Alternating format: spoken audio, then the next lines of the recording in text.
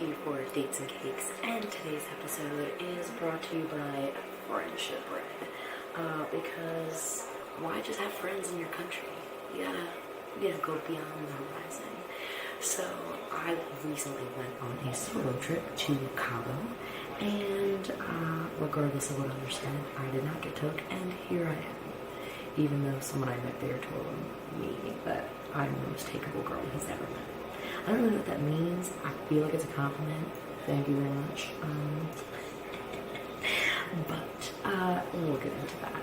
So, if you watched any other Dates and Cakes episode, you know that my true dating stories spread kind of across the globe. So I've got a few to share with you today.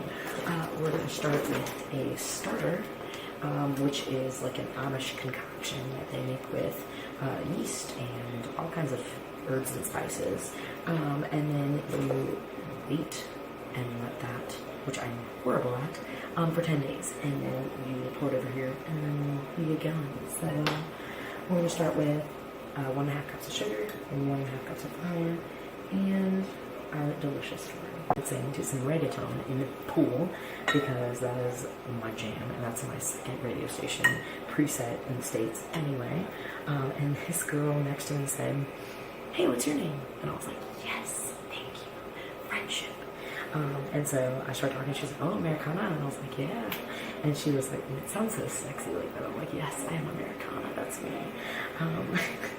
And so we started dancing and in the pool, and bikinis on, and she was like, "Oh, you want to do sexy things?" I was like, "No, I like boys." And she's like, "Oh, me too." And I was like, "But girls too?" And she's like, "Oh, well, you're sexy." And I was like, "Oh, thank you."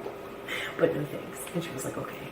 And then a couple minutes later, this guy swam his way over this group of guys. I mean like 14 deep dudes. Comes over and starts speaking in Spanish. I make a mess. I was drunk in the pool, so I'm just recreating this for the effect of the story. You're welcome. You said Dates and Cakes doesn't use effects, please.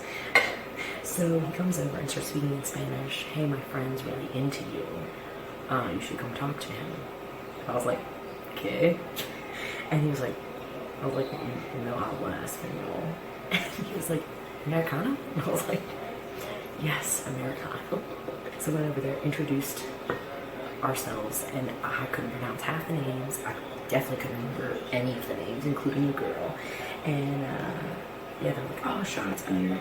And I knew well enough, especially traveling on my own, not to drink that. But we all got kicked out of the pool, so we decided to reconvene at 8 p.m. for dinner.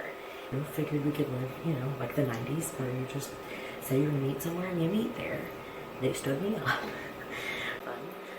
We're gonna have our cinnamon soda salt, salt, pepper, powder, and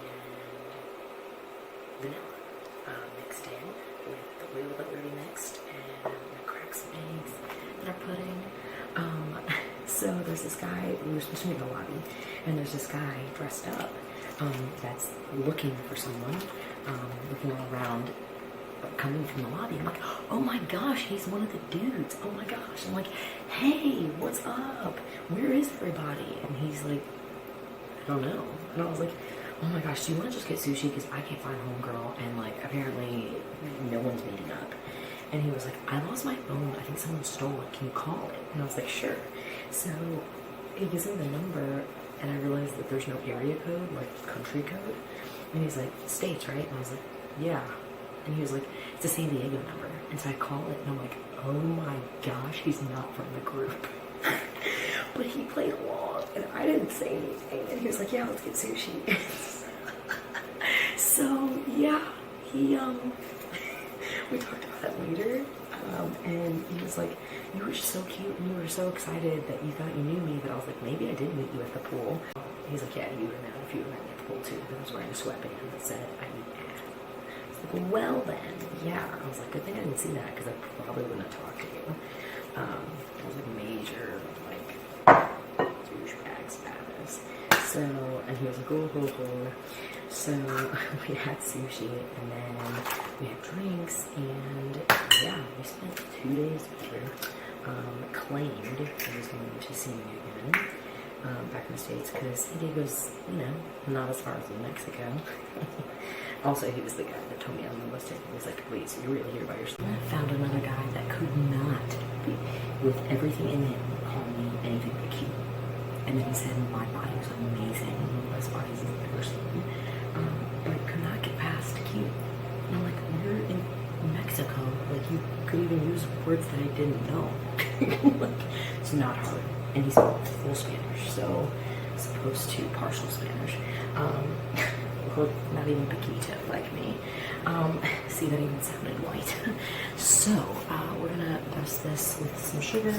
Probably make it a little bit higher.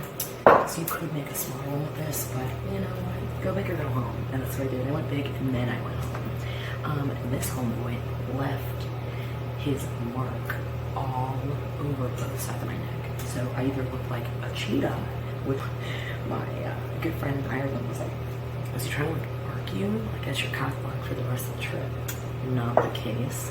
Thank you. But definitely got some looks, you know, more than a freckled white girl does in Mexico. So now I'm freckled and speckled. So subscribe, please, and like, and let me know some recipes. I'm gonna pop this in the oven. Another one that was actually from the pool group met up with me the next night after homeboy left. So 2 nights later, so night number 3. And he swam over because I kept swimming up to the bar, and I met this group of Mexicans that one of them spoke English, but they were so nice, and they were all like trying to interpret through her, like, what does she do for a job? Like, does she have any family? Like siblings. Everyone's got a family. Whether you claim them or not is up to you. So, yeah, so then I was messing with him with his friends, because his friends came over and were like, but they were different friends than the first night, so I don't know, maybe he met new friends too, and they were like, oh, you like him, and I was like, nah, honestly, I just kind of feel sorry for him. So he said he could teach me to dance, but I'm teaching him. They're like, oh, and he was like, and I was like, oh, I'm just roasting you, no big deal. And then he proceeded to come to my room. We drank some beer, cerveza, and then danced on the patio to his favorite reggaeton songs. And then I played some of mine. He was like, oh, these are good. And I was like, these are the ones I listened to in Spain. For Dates and Cakes, they still have been the same. So take the American out of America and he's still the same. At least the Scottish guy was honest whenever like I hung out with him late at night in Edinburgh. I straight up said, like, do you ever plan on seeing me again? He's like, probably not. And I was like, cool. I was like, well, if you come to Texas, let me know. I'll hit you up if I'm back in Edinburgh. And he's like, oh, please do. Or it was Glasgow. Sorry, Glasgow. But yeah, sounds like we're ready. Until next time, guys. And remember, subscribe, share.